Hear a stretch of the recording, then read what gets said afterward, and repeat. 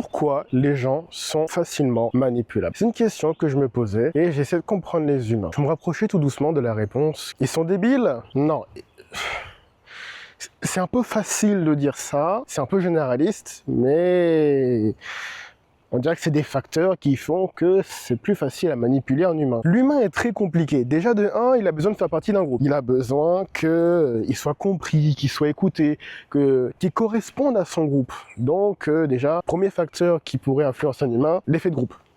L'humain a toujours été un être social, il a besoin de faire partie d'une communauté, d'une société, je dirais c'est normal. Deuxième chose, c'est l'économie. Pas l'économie l'argent, mais l'économie d'énergie. Pour un cerveau, toute action, toute réflexion demande une certaine quantité d'énergie. Sauf que le cerveau, c'est un peu un flemmard de temps en temps, et du coup, lui, il se dit, entre réfléchir et réagir. Réfléchir, ça me demande de l'énergie, réagir, c'est plus facile, et ça demande moins d'énergie. Réagir, voilà. D'autant plus qu'en situation de danger, on va pas demander de réfléchir si le danger de quel type, c'est quel danger qui devrait mettre dans quelle situation. Non, on te dit danger, tu réagis, point, tu te barres. Donc le cerveau, lui, il est plutôt du côté réagir, c'est plus facile. Mais aussi, le système de réaction, c'est bien des situations de danger, mais lorsqu'il faut réfléchir, c'est pas adapté.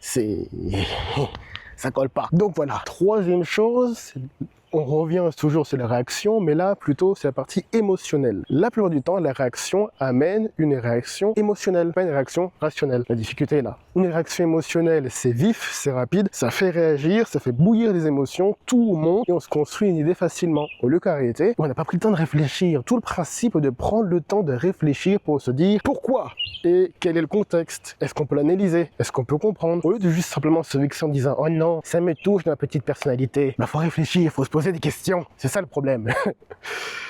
Autre phénomène aussi, la dissonance cognitive. Qu'est-ce que c'est? C'est lorsque le cerveau, il a une idée préconstruite. Disons que A est vrai. A est vrai. Jusque-là, on est d'accord. Sauf que si quelqu'un, par exemple, externe vient dire que c'est pas totalement vrai A, ou A est partiellement vrai, ou A est en partie faux aussi, ou est totalement faux, le cerveau, il va pas aimer. Parce qu'il va se dire, oh non, il faut que je remette en cause tout ce que je pense, tout ce que je crois acquis sur cette idée. Et du coup, il va dire, non, en fait, je refuse.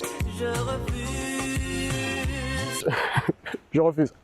Donc, lui va se dire, non. Voilà. Parce qu'en fait, ça va lui demander trop d'efforts, trop de remise en question, trop d'analyse pour pouvoir accepter la nouvelle idée. Du moins, la nouvelle idée qui vient réfuter l'ancienne qu'on prenait pour acquis. Donc voilà, l'humain ne supporte pas qu'on vienne dire que ses acquis sont pas vrais. Voilà. Et oui, et il y en a d'autres aussi. Par exemple, on va voir ce qu'on appelle les biais psychologiques, aussi biais cognitifs. Par exemple, le biais de renforcement. Par exemple, si une personne voit tout le temps sur les réseaux sociaux que A est vrai, il glisse, il voit tout le temps. Et surtout, il voit d'autres personnes qui sont d'accord avec lui que A est vrai. Dans ce cas-là, c'est du renforcement. C'est-à-dire que tout ce qu'il va voir va dire que t'inquiète pas, A est vrai. Et surtout, ne remets jamais en question que A est vrai.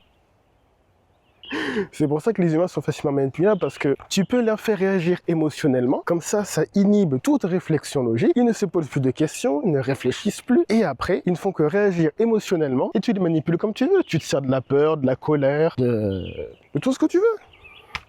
Tu peux même leur mentir ouvertement, ils seront là à dire « Ah oui, c'est vrai !»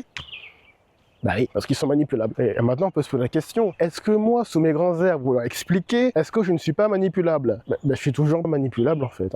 Je suis un humain quand même, faut pas abuser. Mais l'effort, déjà, de se poser la question, est-ce que je suis manipulable? Quels sont les biais psychologiques qui existent? Comment l'humain fonctionne? Déjà, rien que ça permet de pouvoir comprendre comment fonctionnent les manipulations, comment on peut s'en protéger aussi, comment on peut essayer de solliciter notre réflexion rationnelle pour éviter justement les réactions émotionnelles et ainsi reprendre un petit peu de logique, reprendre un peu de maîtrise de ses pensées, quoi. C'est pas du stoïcisme, très loin de là. C'est juste de se dire que, ok, je reçois cette info, au lieu d'essayer de réagir émotionnellement, j'essaie de réfléchir. Au pire, ok, la réaction émotionnelle est là. C'est pas grave, on l'accepte, mais on se dit, ok, j'accepte l'information, c'était pas forcément agréable, mais j'essaie de réfléchir. J'essaie de comprendre pourquoi, qu'est-ce que c'est, dans quel contexte. C'est pas facile, c'est compliqué, parce que ça peut amener la dissonance cognitive. Le cerveau déteste ça, ça fait trembler, on n'est pas bien. Mais après, on apprend à réfléchir, on apprend à se remettre en question, on apprend à se poser des questions surtout. Au lieu de rester sur ses acquis, on se pose des questions, c'est pas mal ça. Donc voilà. C'est un problème profond, c'est long, c'est pénible. C'est beaucoup plus facile de réagir. On est dans une société qui nous a toujours appris à réagir plutôt qu'à penser. Donc oui, c'est compliqué. Est-ce qu'on peut y arriver? Oui. Est-ce que c'est long? Oui aussi. Ce sera long. Mais voilà, on peut y arriver. On peut apprendre à réfléchir, surtout à remettre en cause le cadre imposé. Surtout remettre en cause le cadre imposé. Ça permet de réfléchir, de se questionner sur l'information qu'on nous apporte. Bye bye. Et s'il manque des trucs, au cas où, je ferai d'autres vidéos pour compléter.